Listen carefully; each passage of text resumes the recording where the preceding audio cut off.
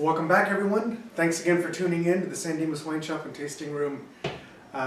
This is our lineup for this week. This week is the best of 2014, so all of our top-selling wines for 2014, and these were your favorites. So let's go through them, and this is what the tasting will be from now through Sunday. We're going to start out with the Caposaldo. That's a Pinot Grigio. 100% Pinot Grigio. It's an IGT wine, which, for those of you that may not know what an IGT wine is, there's DOC wines and DOCG wines, which are of the highest restrictions, and then you have IGT wines. And IGT wines, they're still high in quality. As a matter of fact, the Super Tuscans tend to be the highest in quality, but because they don't go by a lot of the rules that the restrictions put them up against, they call them IGT wines. It would be more like a Vin de Pays from France, kind of more on the table winers side as far as restrictions go. Like I said, 100% stainless steel, and let me think. 100% Pinot Grigio. Northeastern Italy is where it comes from the Veneto region, and really kind of lemony, almond, and apples, and it's got this really nice like white blossom kind of finish on it. So great wine, great starter wines. Serve it nice and chilled. I'd go a little more chilled on this one than, like, let's say a fuller bodied Chardonnay. Then we go over to the El Burro. The El Burro's 100% Garnacha, or what we call here Grenache.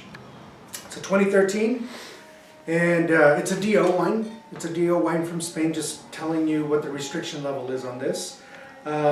It comes from a little village called Cariñena, and it's a small village right between Madrid and Barcelona is where it comes from. And really, I like this wine. If you're a paella fan, I would do just a chicken paella. I probably wouldn't even put any seafood in it. Just do your typical saffron, the sofrito, and all that. And then something I might think about doing is, instead of using a chicken stock or a beef stock or even a seafood stock, I'd consider using like a mushroom stock, like dry shiitake mushrooms, and using that. You're really going to bring out some of the earthiness of this wine. 15-year-old vines, fairly low yields. They only come in at about 3 tons per acre. 50% medium toast oak, and it is done for up to 4 months is what the toast regime is. And, sorry about that. And, you know, Grenache is only second to Tempranillo as far as yields of grapes that come out of Spain. So Tempranillo is the most produced wine, and followed by Grenache. Then we go on to the Runquist Zinfandel. We're always a big fan of Jeff Runquist, and he's been to the shop here a few times, and I love his lineup. But this is the 2012, the Z Runquist.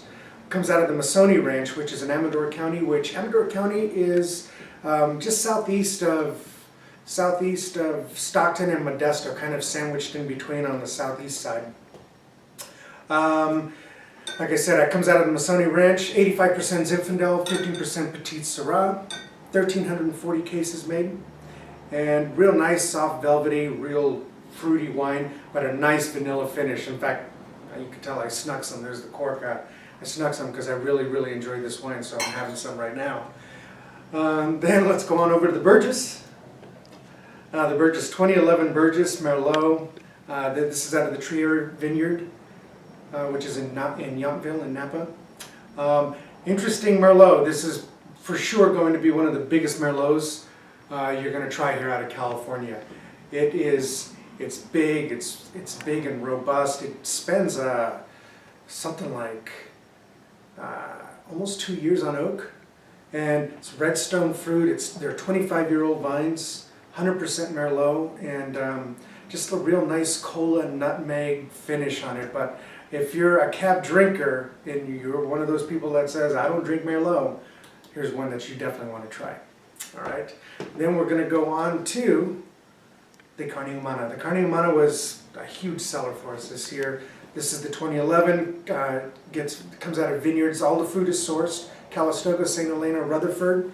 It's a percentage of, starts out with Petite Syrah, it goes with a little Petite Verdot, and then some Zinfandel. What's interesting about this wine is they're all co-fermented, meaning all the grapes are picked, they're bunched together in lots, depending on where they were picked from, and then they're co-fermented, which in most cases the wine's fermented separately and then blended at the end.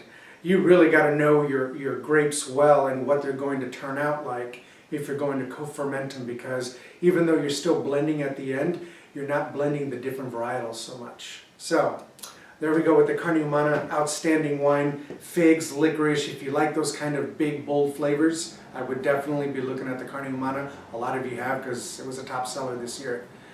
Then, last but not least, we finish up with the Jason Stevens Cab. This comes out of Santa Clara Valley. Santa Clara Valley, kind of right up above Morgan, or I should say below Morgan Hill and above Gilroy, is the region where this comes off of. In fact, it's right off of 101, if memory serves me right.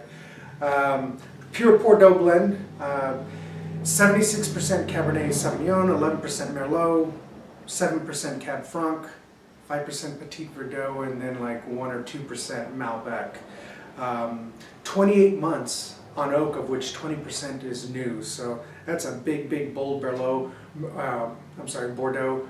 Real firm tannins. So for those of you that insist on grilling over the holidays, here's a way to go. You can do a nice ribeye with that. Would go outstanding.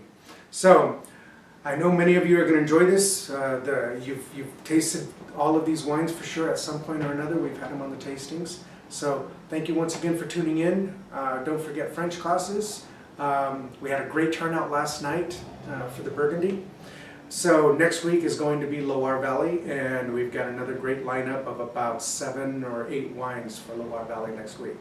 My name is Dylan. Thanks for tuning in, and see you next week. Cheers.